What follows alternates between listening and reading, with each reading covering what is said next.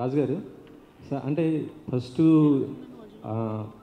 Vijay and బుజ్జీలు మీ దగ్గరికి వచ్చి రాకముందు ఇది గీతా ఆర్ట్స్లో ఉంది ఈ స్టోరీ. అంటే ఈ స్టోరీ అండ్ వాళ్ళ డేట్స్ అక్కడ ఉన్నాయి, కానీ మీరు అనౌన్స్ చేశారు.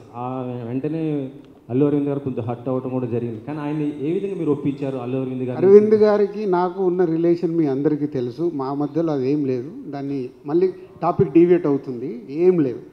అరవింద్ గారు నేను రేపు ఫోటో దిగి పంపిస్తాను మీకు రిలీజ్ ముందు. ఇందులో రష్మిక స్పెషల్ క్యారెక్టర్ ఏమైనా ఉంది అని టాక్ వస్తుంది, ఉందా ఏమన్నా? రష్మికది ఏమన్నా స్పెషల్ రోల్ ఏమన్నా? కాదమ్మా, నువ్వు ఏమంటావు చూడు, ఇంకో 3 రోజులు అయితే థియేటర్కి వెళ్ళు. అది కూడా నేను ఫ్యామిలీతో వెళ్ళు పంపిస్తున్నా అని చెప్పినాగా. ఫ్యామిలీతో సినిమా చూడు, తెలిసిపోద్ది.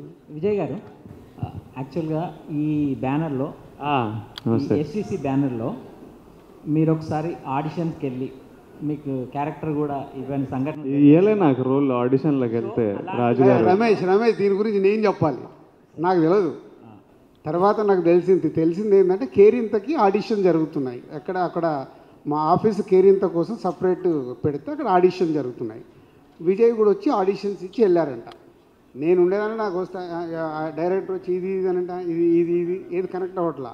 దాంట్లో ఓవర్లాప్ అయిపోయింది. ఎప్పుడో పెళ్లి చూపుల తర్వాత ఎప్పుడో అప్పుడు తెలిసింది నాకు, సార్ నేను మీ ఆఫీస్కి వచ్చి ఆడిషన్స్ ఇచ్చాను. అవునా విజయ్ అని అన్నాను, అంతే. నేను అప్పుడు హర్ట్ అయినా, నన్ను ఆడిషన్లలో సెలెక్ట్ అవ్వకపోతే హర్ట్ అయ్యాను. నీ అమ్మ వీళ్ళందరికీ చూస్తారా, ఓ రోజు చూస్తారా అని.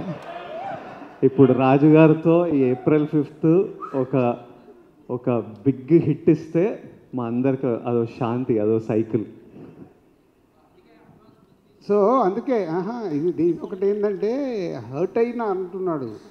హర్ట్ అయినప్పుడే ఆ ఛాలెంజ్ పెరిగి కసి పెరుగుద్ది. సో అలా నా లైఫ్లో నేను చూసింది బన్నీ ఇన్సిడెంట్స్ కూడా ఉన్నాయి.